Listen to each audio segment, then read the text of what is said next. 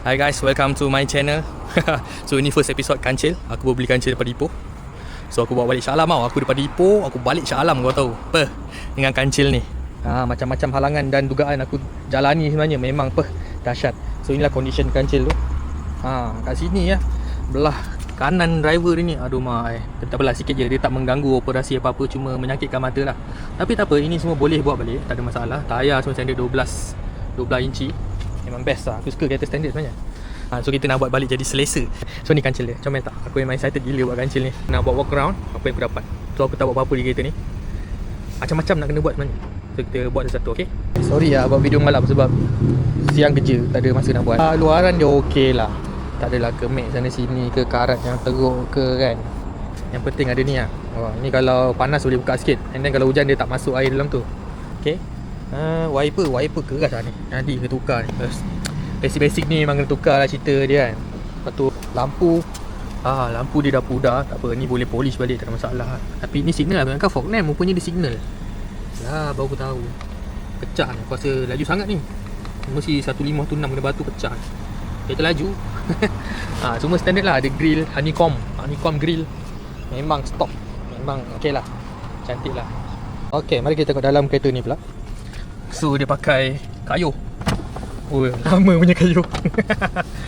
Keras siap. Lepas tu hose dia ni, nampak dah pecah ni, nak kena beli kan ni satu. Tak tahulah, tak boleh buka tutup. Oh boleh tapi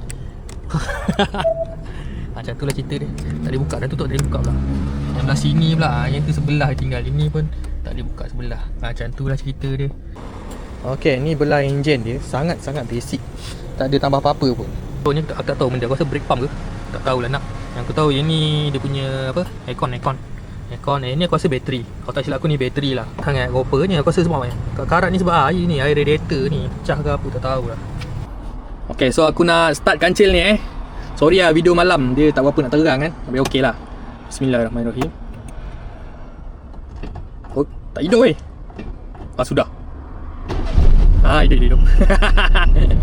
Aduh, hai, buat cuak je. Aku lupa dah aku nak ngisi angin tu. Kejap. Okay, jom kita balik. Bismillahirrahmanirrahim. Start.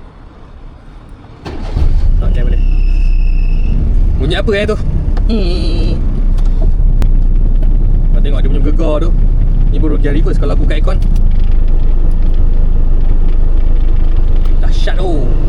Bismillahirrahmanirrahim. Jom balik. Aku suka kereta kecil ni.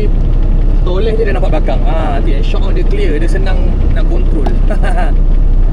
Ni yang buka lampu. Kau tengok dia masuk pergi ke aircon.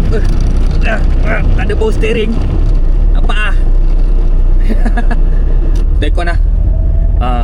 Tutup aircon baru dia sedap. Biasalah, what do you expect? Kancil 60. Kau tahu kereta ni tahun 2023 tau. 26 tolak 3, 23 betul lah.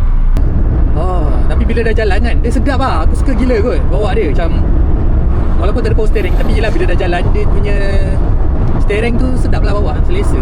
Tapi aku tak adalah bawa laju 50, 60 kan. Jalan kampung, jalan bandar sikit ni kan, tak perlu bukannya highway nak laju pun. Highway hari tu pun aku buat dah 70 weh. Daripada Ipoh pergi Shah Alam 5 jam ke berapa jam lah. Aku 12 sampai pukul 5 macam tu. 5 jam kan, padahal orang lain buat apa 2-3 jam kan. Tapi tak apa, kita buat dia bagi senang. Okay, stay tune. Bye.